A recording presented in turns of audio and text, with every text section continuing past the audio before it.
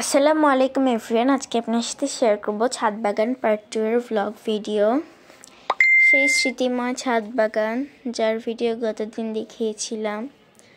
স্নিগ্ধ বাতাস, মেঘলা আকাশ, মুগ্ধকর ছাদ বাগান, সব মিলিয়ে এক অন্যরকম অনুভূতি হচ্ছিল।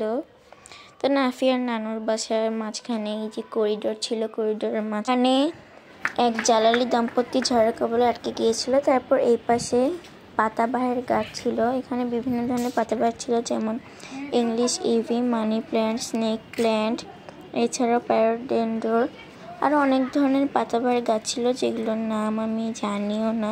এছাড়া অনেক গাছ রয়েছে যেগুলোর নাম আমার জানা নেই, আবার নাম বলেও শেষ করতে পারবো না। তারপর এই পাশে চাল কুমড়ার গাছ রয়েছে। চাল কুমড়োর গাছগুলো গ্রামীণ স্টাইলে লাগিয়েছে। গ্রামে যেরকম বাঁশের ওপর লাগায় ঠিক এখানে রডের ওপর সেইভাবে লাগিয়েছে। দেখতে অনেক ভালোই লাগছিল।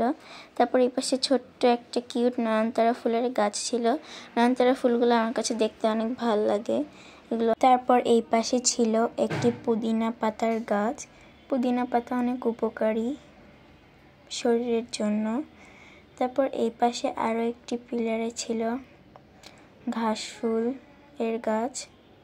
দুই পাশে দুইটি ঘাস ফুলের গাছ ছিল এবং নিচে ছিল কাগজ ফুলের গাছ। তো কাগজ ফুলগুলো আমার কাছে দেখতে অনেক ভালো লাগে। এগুলো ধরেও অনেক মজা পাওয়া যায়, কাগজের মতোই পাতলা। এগুলো যদি বেশি চাপ প্রয়োগ করে ধরা যায় তাহলে কাগজের মতো ছিঁড়ে যায়। এগুলো অনেক আলতো করে ধরতে হয়, একদম আলতো করে। তো তারপর এই পাশে ছিল ঢেঁড়স গাছ। ঢেঁড়স গাছে পাতা দিয়ে ভরা, মনে হচ্ছিল একটা জঙ্গলের মধ্যে ঢুকে গিয়েছি।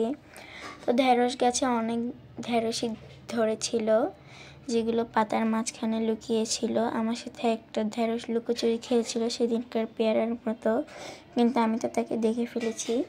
তো আপনাদেরও এটা যেহেতু 1 মাস আগের ভিডিও, তো বর্তমানে এই ঝিঙ্গেগুলো আরও সাইজে বড় হয়ে গিয়েছে। তারপর এই পাশেও দুইটা পাতাবাহারের গাছ ছিল। তারপর এইদিকে আশ্রয় কেন্দ্রে টমেটো মামা আশ্রয়ে আছে, যেহেতু অনেক ঝড় হচ্ছে।